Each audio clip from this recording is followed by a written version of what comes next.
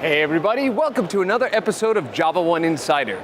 You know, I think we're going to let these folks sit here and code for a bit more. Why don't we get on the pavilion floor? Let's go.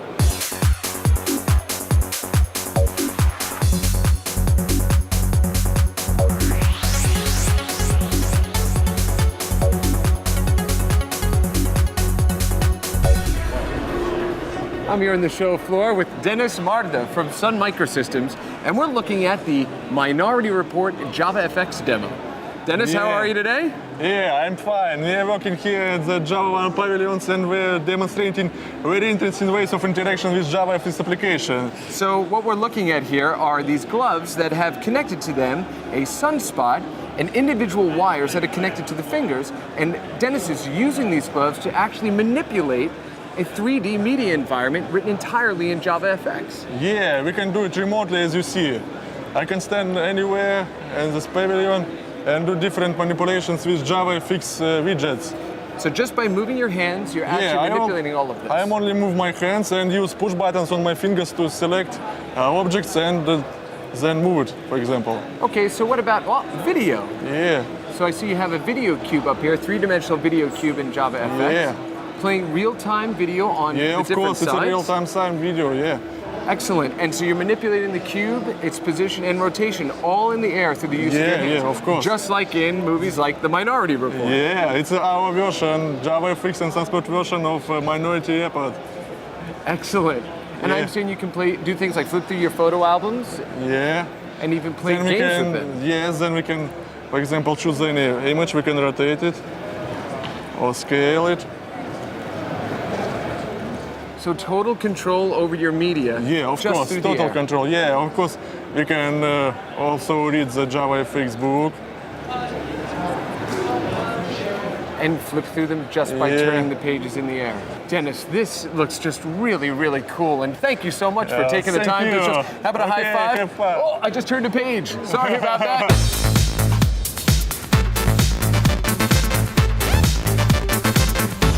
Hey everybody, I'm here on the show floor with First Robotics, and this is absolutely awesome.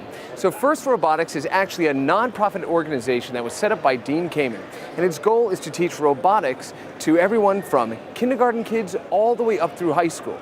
Now what we're looking at here on the show floor are robots that are actually built by high school students, and they compete in national competitions with the chance to win up to $10 million in scholarships.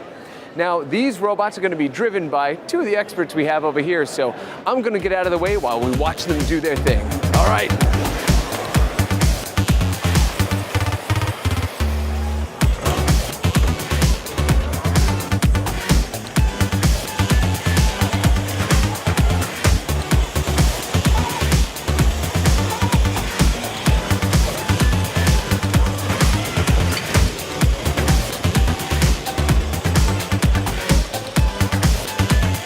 So number 971 was the World Championship winner of the first robotics competition down in Atlanta, Georgia. And guess why? Because it was programmed entirely using Java technology. Hey, it's not my fault this one wasn't programmed using Java. You want to go? Come on, monkey. I got your bookie right here. What are you looking at that engine for? Let me show you something really cool. I'm here with Paul Perrone and Jonathan Goodwin to talk about the Link Volt. I'm going to jump in here and we're going to talk about this amazing automobile. So, guys, thanks very much for taking the time to speak with us today. So the Link Volt, tell us exactly what it is. Well, the objective here is to build an energy-efficient car.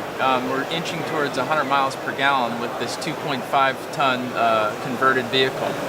So this is Neil Young's car, the rock star musician, and we're trying to build him something that he can travel over a long distance with minimal gas mileage. So now, how much did you say this car weighs? 2.5 tons. Wow.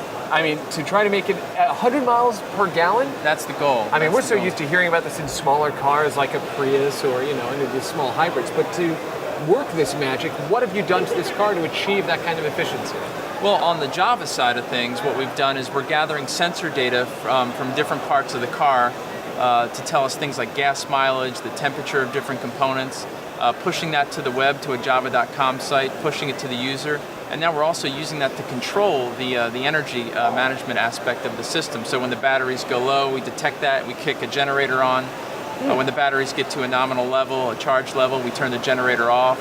We turn on the brake lights to notify the folks behind us that we're regenerative braking, things like that. So all the information then, as you said, is pushed out to the java.com site so people can see actually the performance of the car. They can drive along with Neil as he's traveling down the road and see how the car is performing. Excellent. Well, maybe you can walk us through a bit of the parts that we're seeing here exposed in the link bolt. Yeah, so actually what we have here is what we call a series hybrid electric with Java embedded technology. And what makes the car go down the road is just one moving part. We essentially have a 150 kilowatt electric motor that produces equivalent of 500 horsepower.